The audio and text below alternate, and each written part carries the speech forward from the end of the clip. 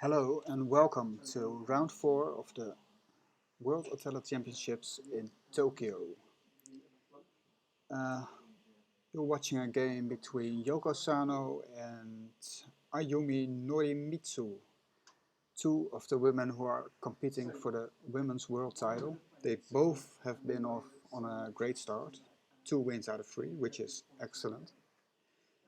And now they're up against each other. So let's see who's going to take a good step. So we are having a pretty standard opening here. Looks oh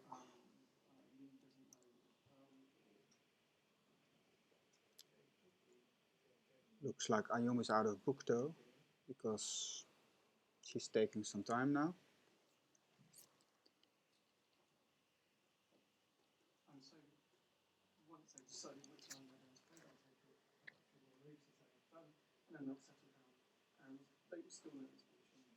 That seems about right.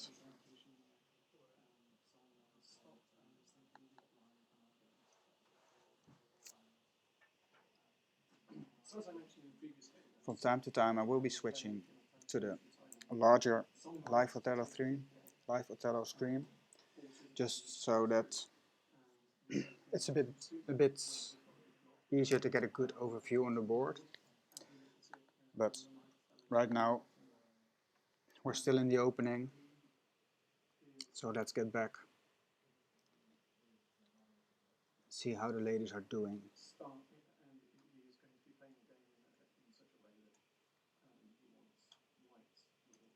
Okay.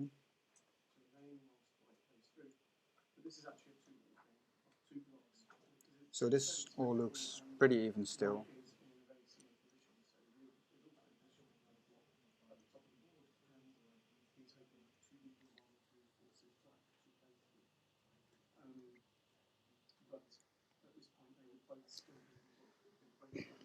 So during this game, I will try to explain to you what the players are, what kind of moves the players will be considering.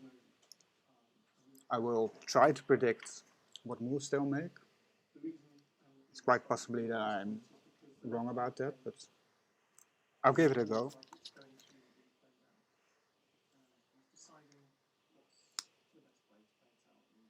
If you have any questions, just leave them in the chat and we'll try to answer them.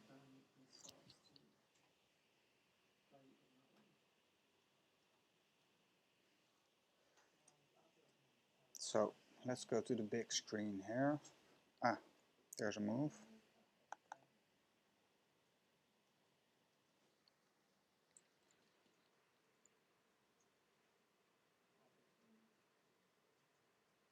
Okay. So white has a nice centered position here, while black has his discs scattered across the board more, already one on the edge. It's not a position I like to be in, so still I think it's pretty even so far. Right, yes. It seems like there's an obvious response to this d7 move made by black, which is f6, because it just flips one disc, keeps the white discs close together, centered. So there it is. I would have been surprised if she played anything else. It looks like this position is much more difficult for black than it is for white.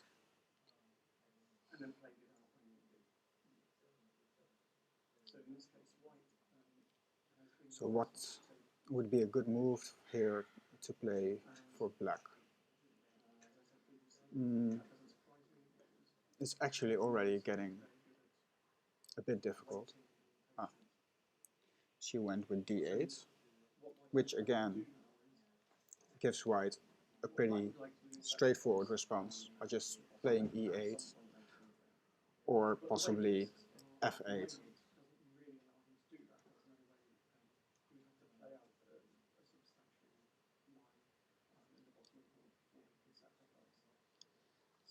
c8 would also be a possibility.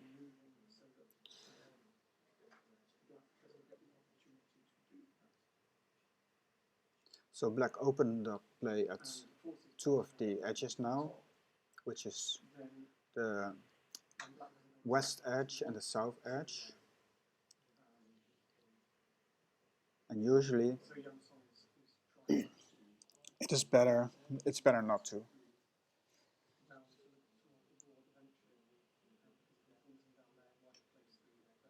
Okay.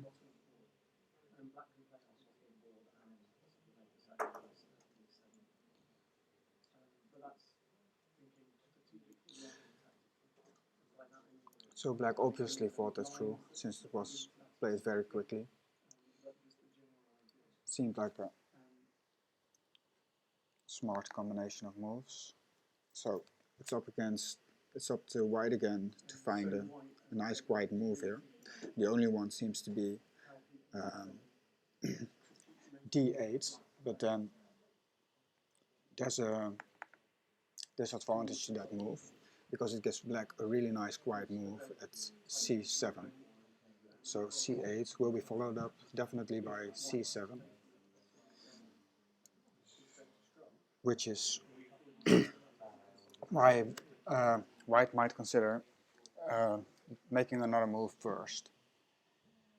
So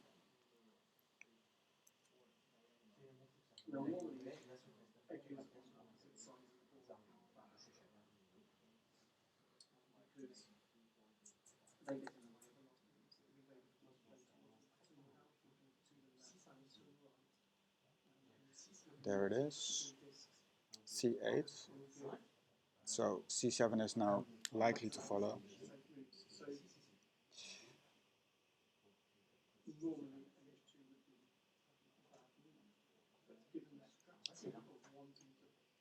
There it is.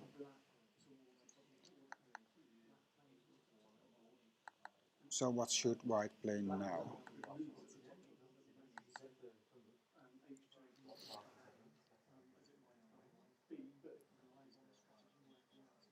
So while b8 is nice and quiet, it will create an unbalanced edge, which is undesirable. So white might want to think of some other options first. The moves on the west edge are not, none of them are very good for white. So I think she won't be considering them.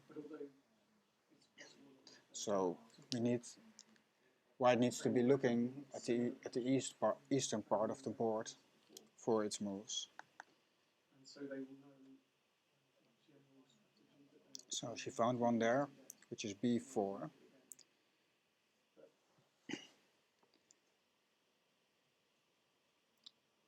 And b4 means that black will get a nice move at b5.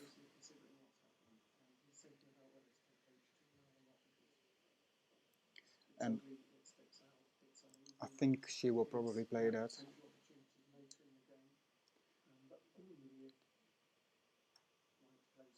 There it is.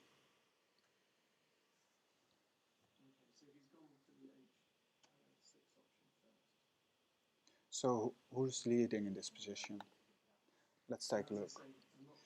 Black has its moves, has its discs mostly in the center of the board, while white has them spread between the south and the north part of the board, which is less advantage. White also has a bit more discs than black does, which is not good for the mobility. The more discs you have, the less moves you can make. So, and the moves on the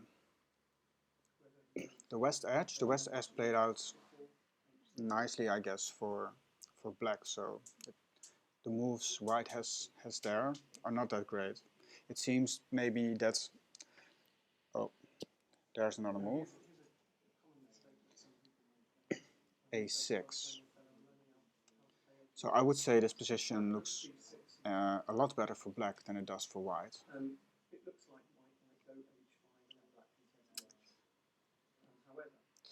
So black has some good options here.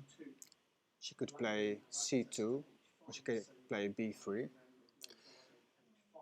Those both look alright to me.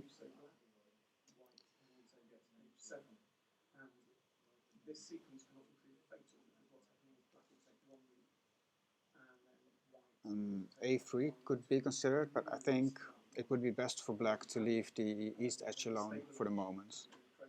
So c2. That's a good move.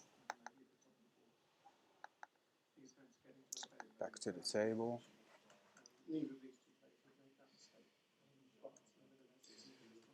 So while d2 might seem like an obvious follow-up to this c2 move, it's really not that good, because black will get a very good quiet move at g3 if white does play d2.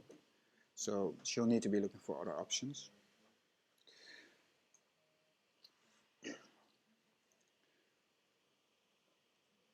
Which could be, for example, b3.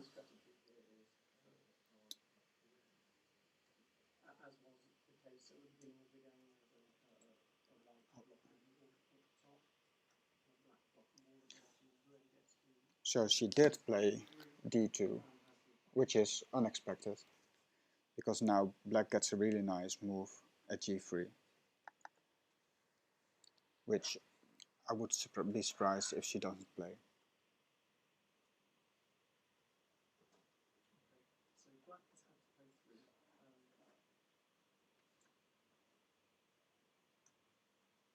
Well, she does not, but then again, there's no real reason to play it now. She can always do it later. a5.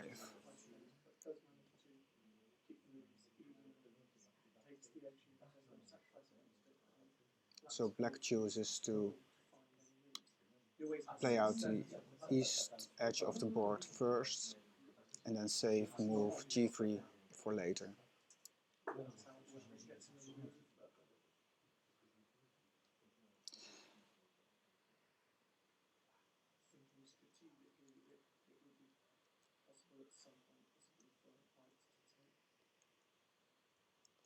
That's an option, because even so, it is the board is looking less good for white.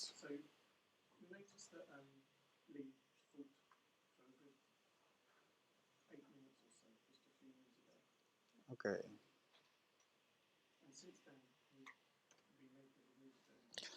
Well, that's not a great move, because it flips the disc on g6. It does make the move. It does make black's move to g3 a little less good. So not a bad choice, but I think g3 is still a good option for black. So black could either play g3 now. She could play h7. She might also consider moving to the east edge by playing a3. But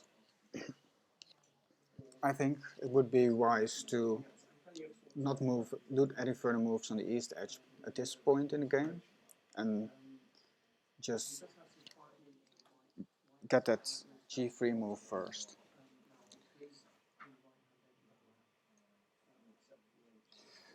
By the a5 move that black played earlier, I don't think she benefited much of that move, because now the black moves on the north edge are all poisoned. So that seemed like a bit of a mistake. I think it would be wise to leave that edge alone, hopes white plays there, so that those moves become less poisoned again. And for now, just move on to the west. Let's see what she's thinking.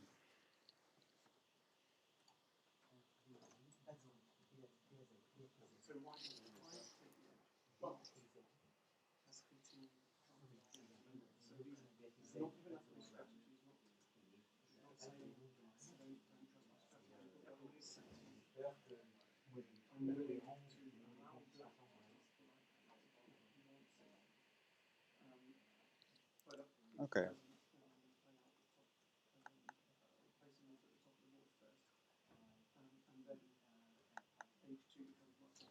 So, h7.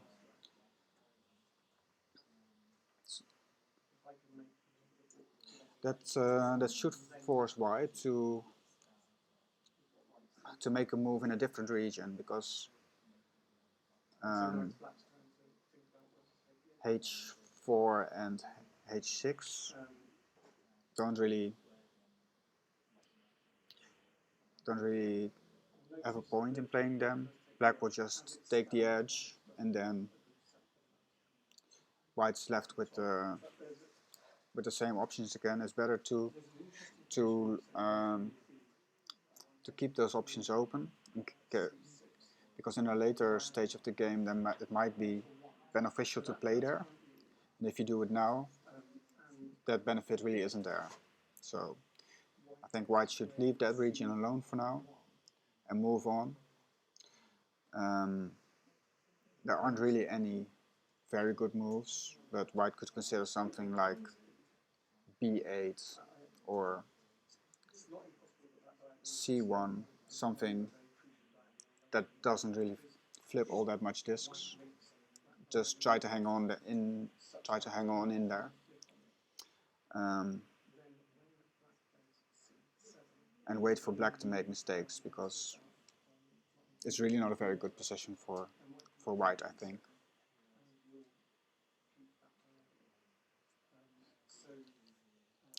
So let's see what she is thinking.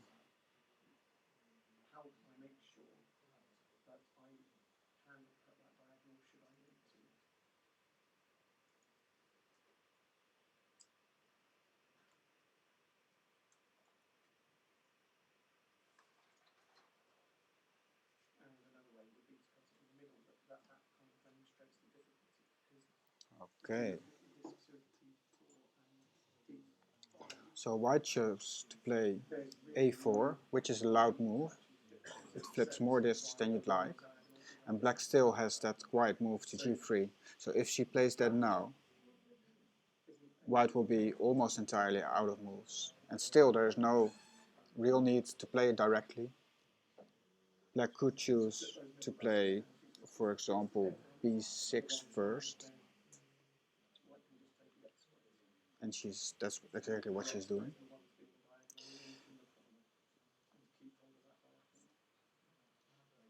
And by doing so, white's options are limited to either creating an unbalanced edge on the east side of the board, or creating an unbalanced edge on the south edge of the board, or removing that one disc on the north, c2. And neither options are very desirable, so it's looking very good for black, this, I would say.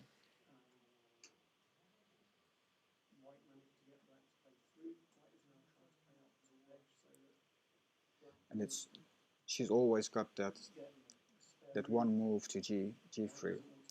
So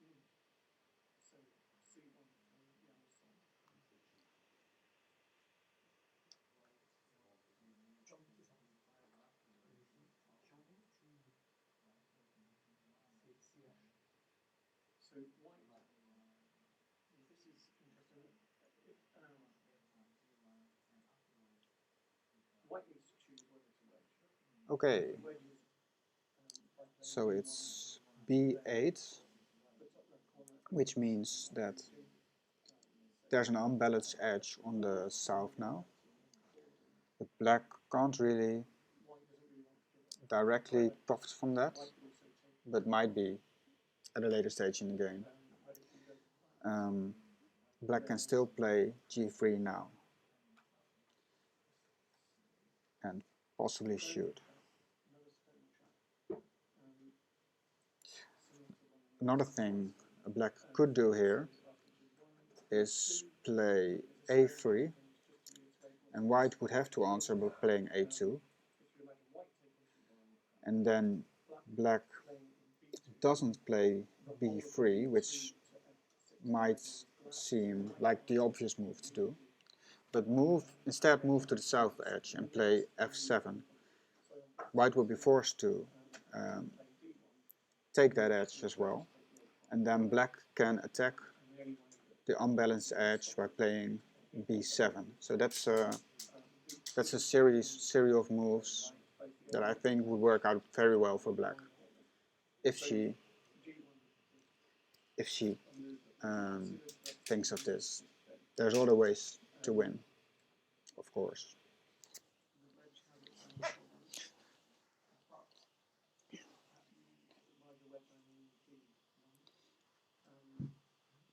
Playing G3 here would work out just as well, I think.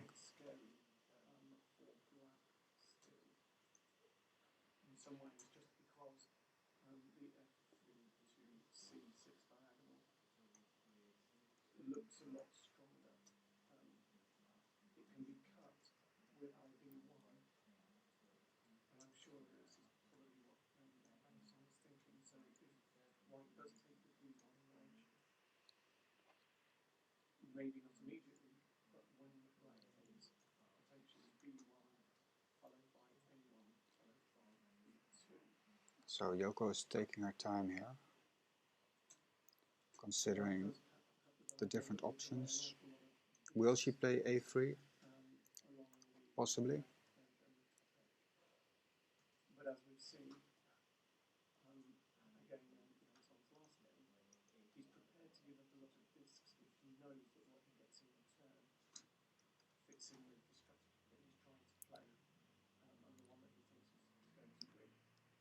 Moving up to the north edge is also a possibility, because black's position is just that good that she has many options to consider, many ways of winning this game.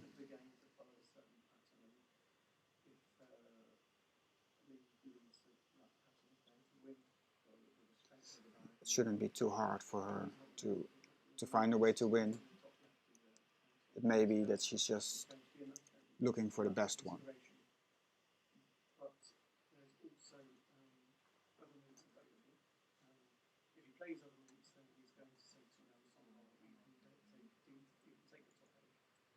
I thought she was going to make a move there for a moment, but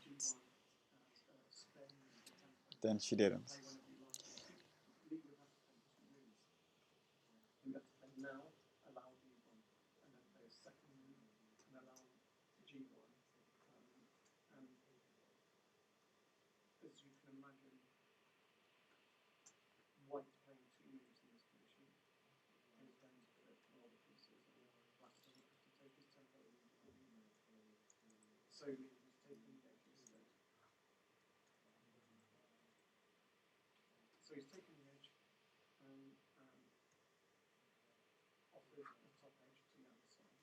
Okay. Good long think, but still 18 minutes left on the clock, so there's really no need for any hasty moves.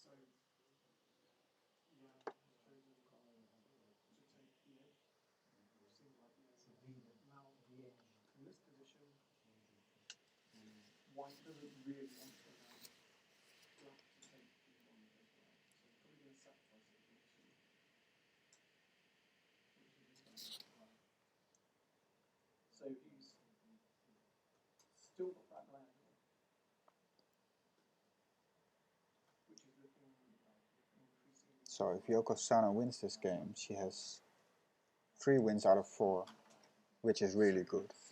That's an amazing start.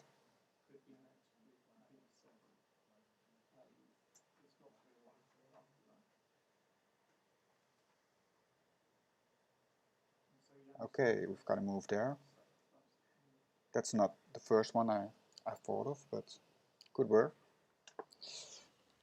So, black plays f7. White is forced to respond by playing g8. Wait.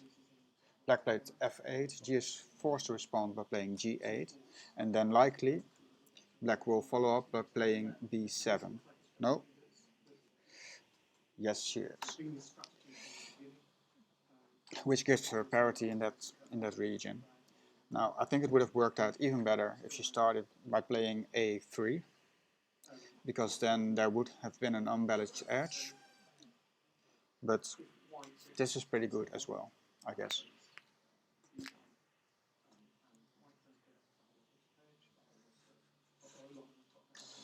Because white's options are becoming more and more limited. And there's always that g3 move that will be a killer move at some point.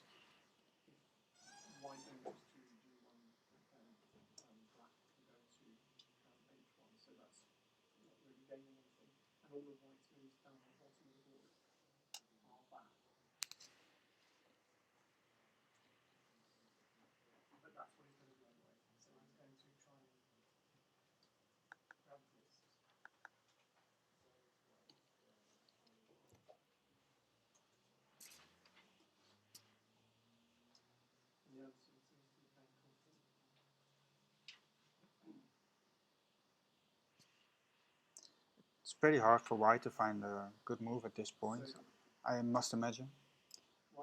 So white can just take the corner by playing a8 and will secure 7 discs. But black will just take local parity in that region, and then it's up to white to find another move again. So she can play that now. We'll have to play it at some point, but it doesn't really solve the problem of running out of moves. So instead, white chooses to play h6, and black will undoubtedly answer that by playing h4.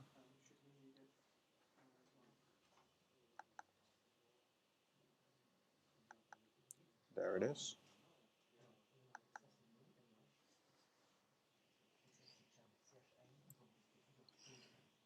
So this really didn't solve anything for white. White can play just has one move there left, g3, which is easily answered by black by playing h2. And then there's really only that one move left, playing c1 or b2, which are both pretty bad. So it seems like this game is decided. Question is, how will black play it out to get most discs out of this one position?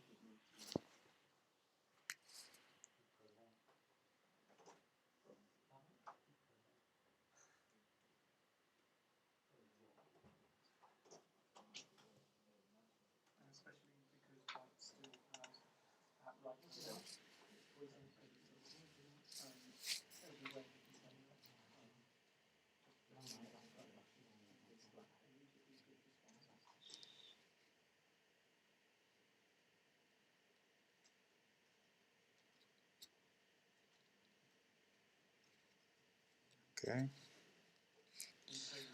White chooses to take the corner. It's a no-brainer for black, she just has to take the local parity in that corner, and then white will have to play another undesirable move.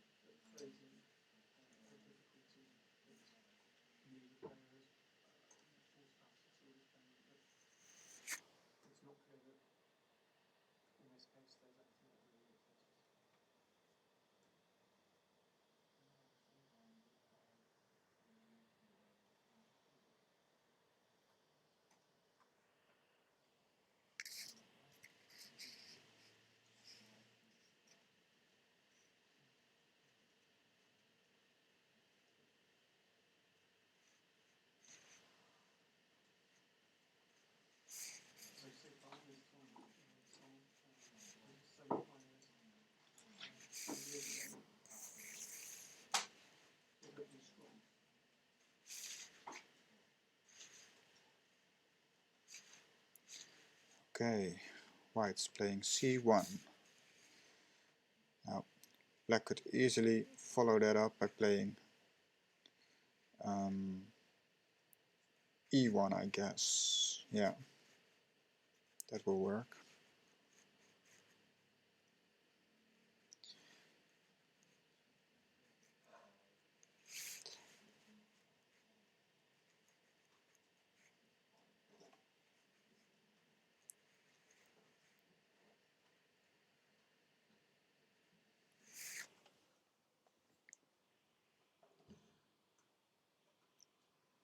So the move to d1 is poisoned because it will also flip the e2 and f3 discs.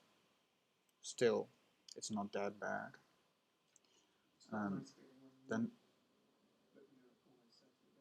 there's the move to f1, which might be considered. So let's take a closer look at that. F1 seems good, but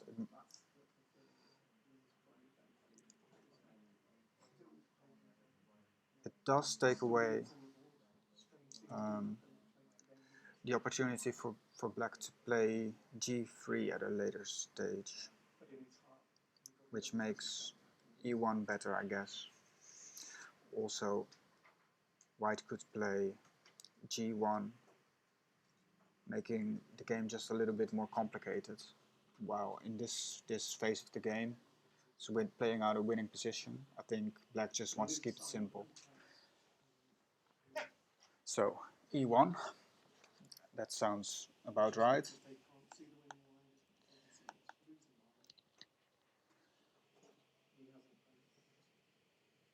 Let's see what white will do.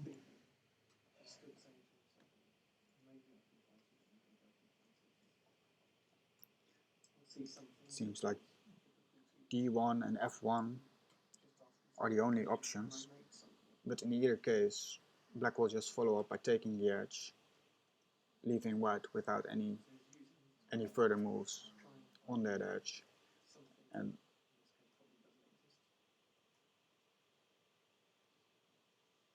white just ends up running out of moves even further.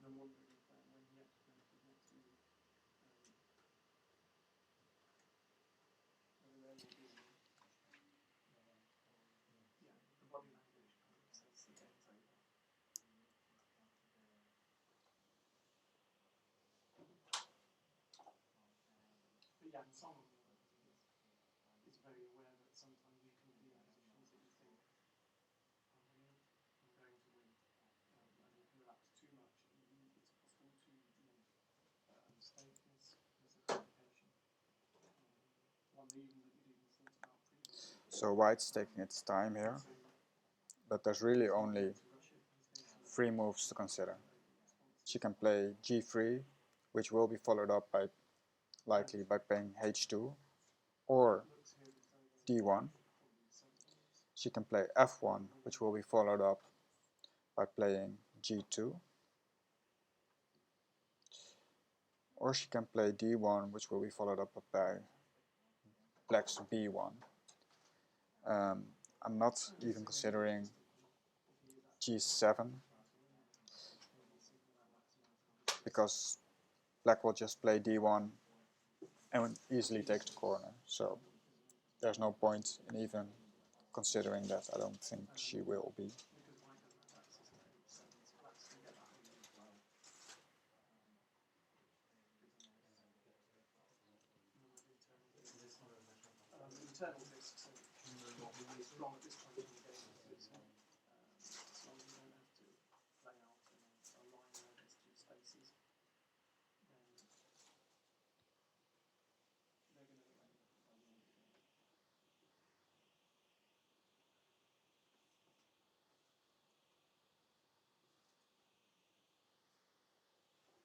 So I think the most likely sequence to follow here is f1, g1, g2.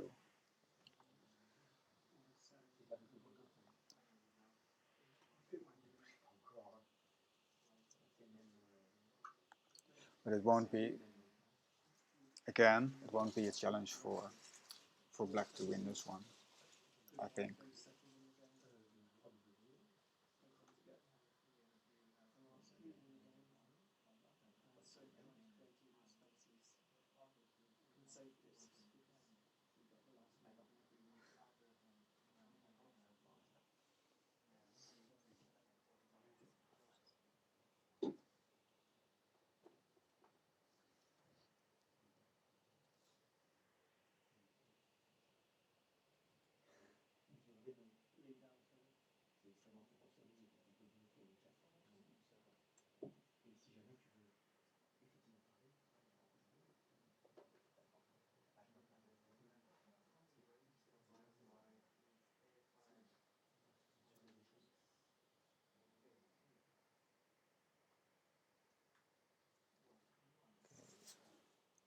Seven more minutes left on the clock. Still plenty of time for both players.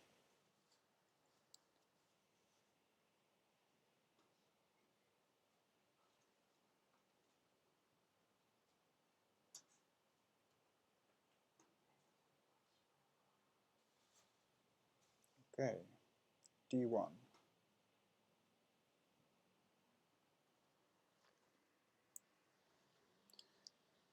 So it seems likely that black will play b1 now.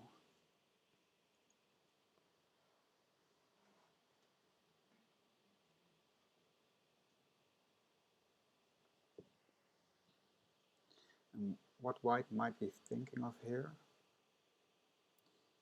is that when black's playing b1, she might follow up with g7,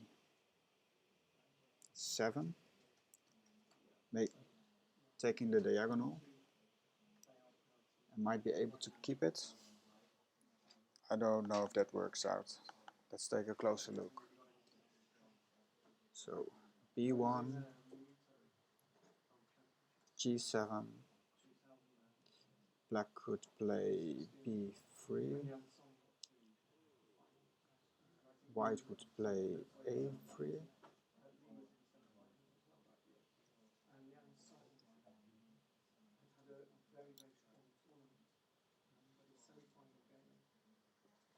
so that might actually work, so that's interesting.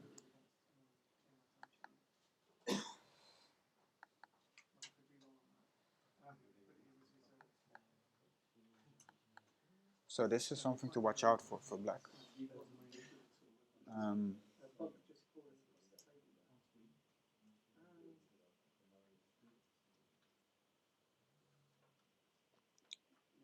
Be careful not to lose control over that diagonal.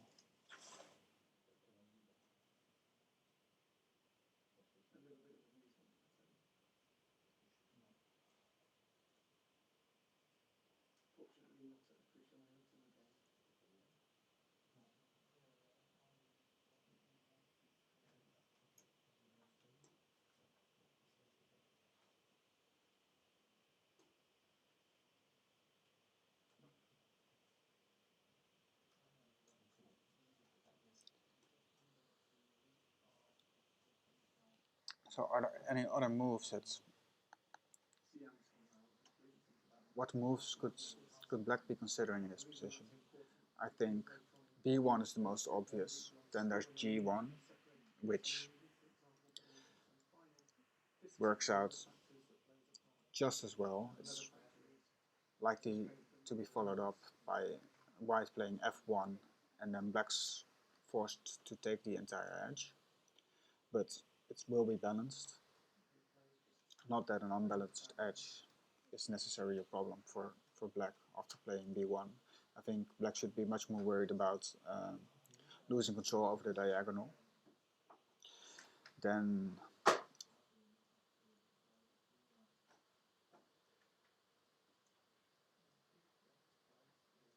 black might be considering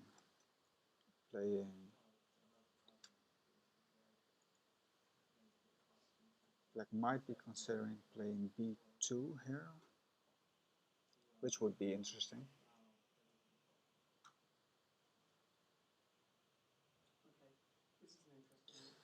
But I doubt it will work because black doesn't have parity in that region, which makes it a bit tricky. But it will resolve the problem of not having diagonal control. So it would be something like b2, b3, and then black playing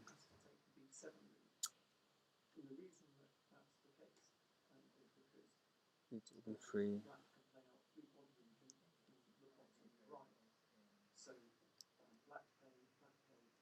f1 maybe. Let's see. Back to the table.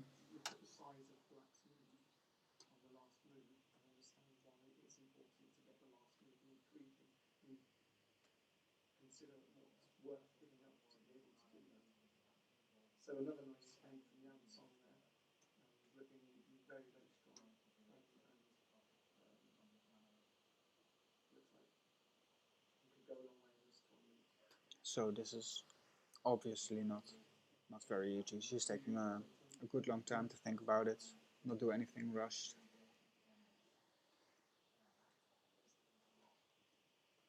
b1 seems obvious, but there's a danger to it, and she's considering it.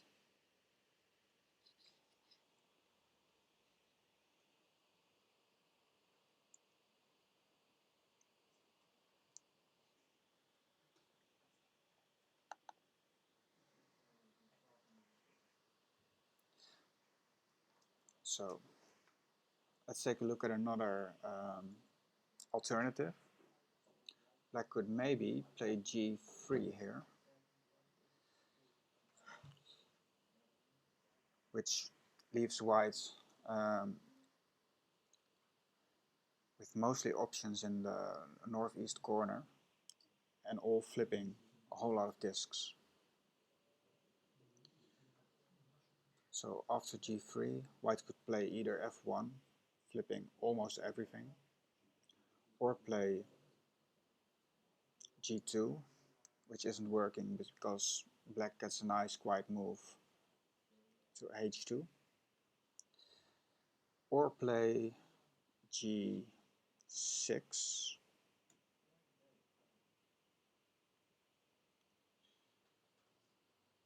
to secure the diagonal.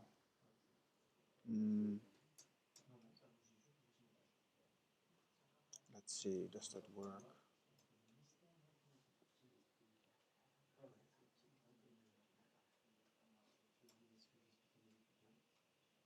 No, I don't think that works. So g3, b, g3, g7, b3. Yeah, that won't work. So it looks like g3 is actually a very good option for black here to consider as well.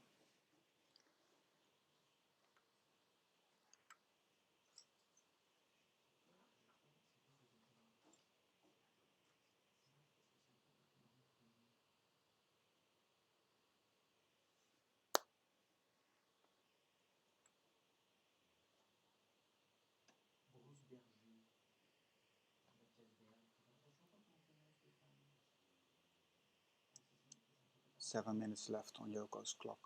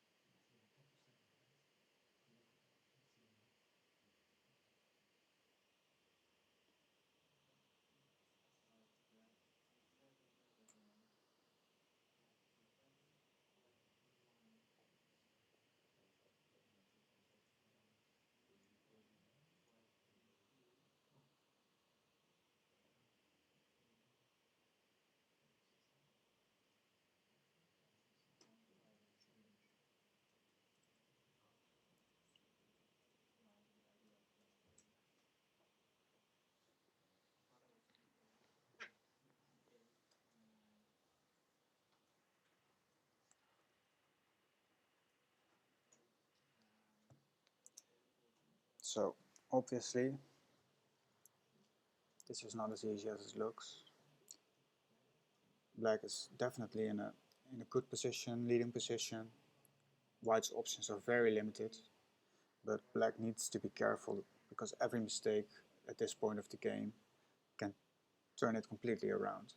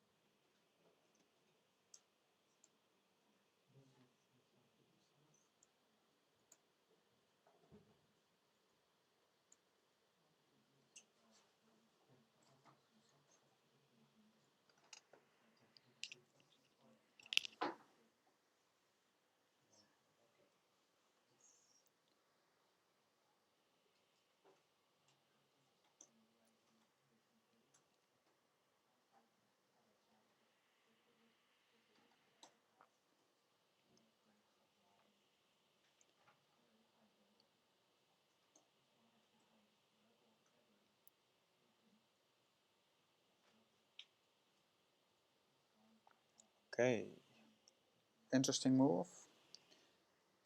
Black's choosing to go to b2. Now, what can white do? It seems like the obvious thing to do would be to play b3. And for white to try and keep its parity in that region, force black to move to another region to get parity.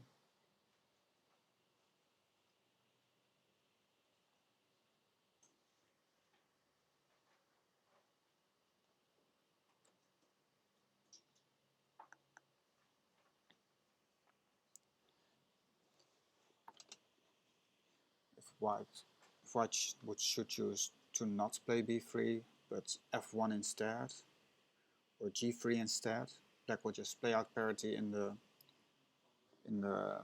top left corner and should fairly easily play out this game. So I think white should definitely play b3 here and force black to open up a different part of the board.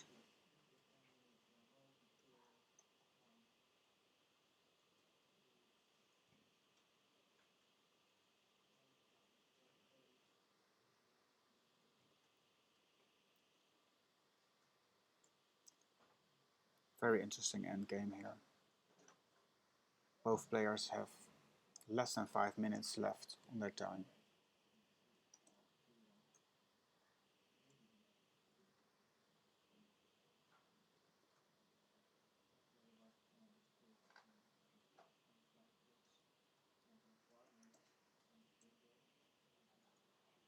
Okay, b3, that makes sense.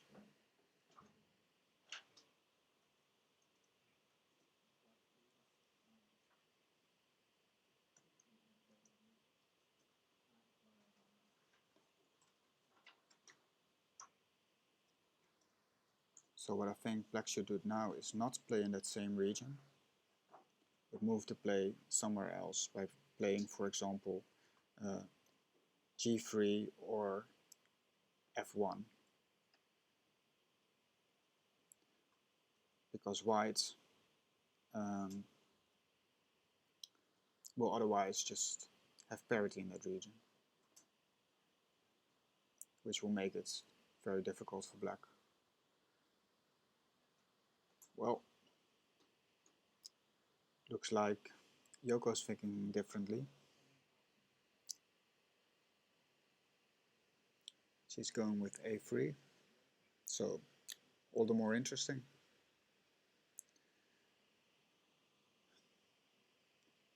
Then let's see what white will do. a2 seems like it will take a lot of discs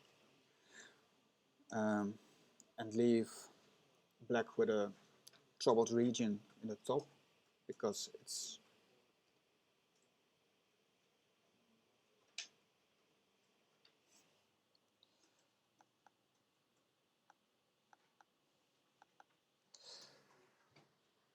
likely, well, the good thing about this position is that black managed to take the diagonal. Okay, here's another move I did not expect.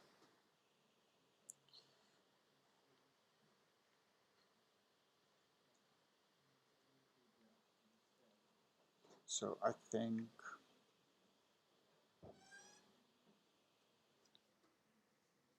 black's in a bit of trouble now. It has the diagonal, but because there's no parity in the top left corner, she won't be able to keep that control.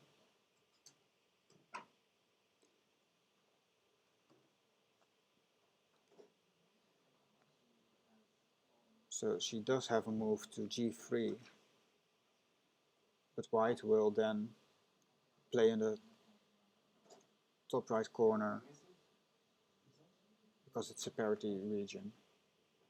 So follow up by playing a2 or b1 perhaps.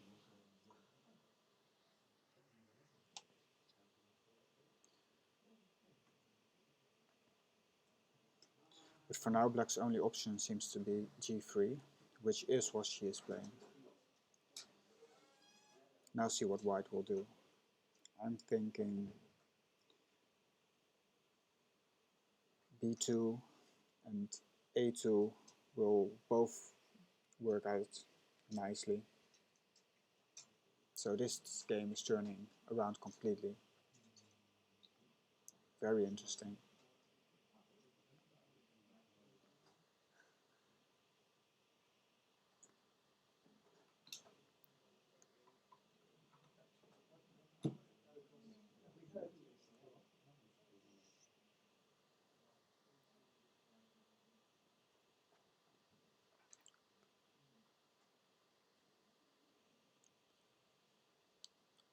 .152 left on Yoko's clock, but I don't think she will be needing much more time from now on, because most moves will be pretty obvious.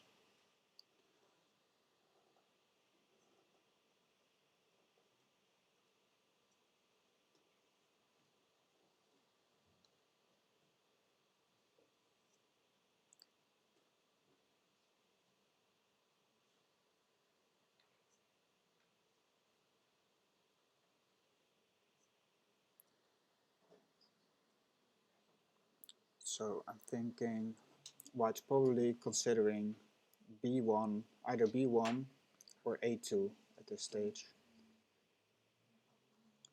and both seem very good moves.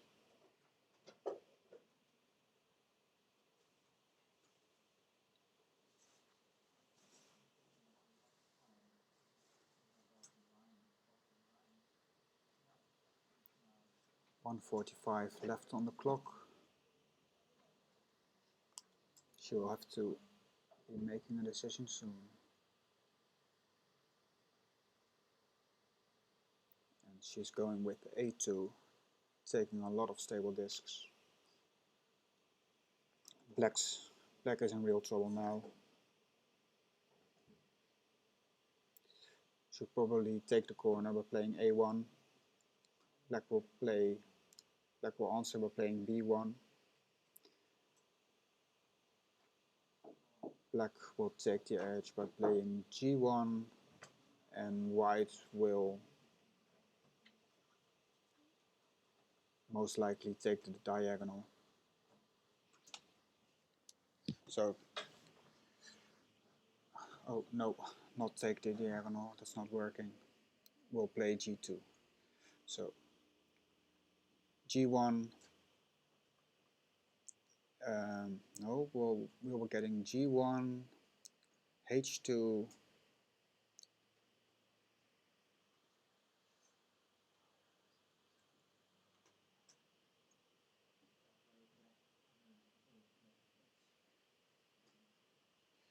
H2, H1,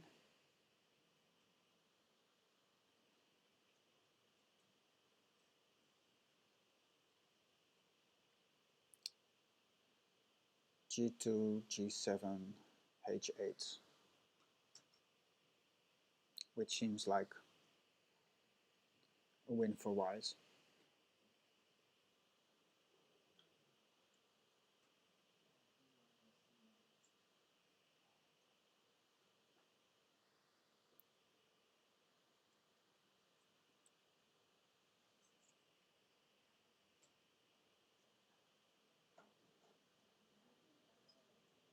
Okay, very nice. So it's a win for Ayumi, 35 discs against 29 for Yoko. Ayumi is off on a very good start, 3 wins out of 4, so congratulations to her. She turned this game around and managed to get a win out of it. Impressive. Thank you for watching. We'll see you next round.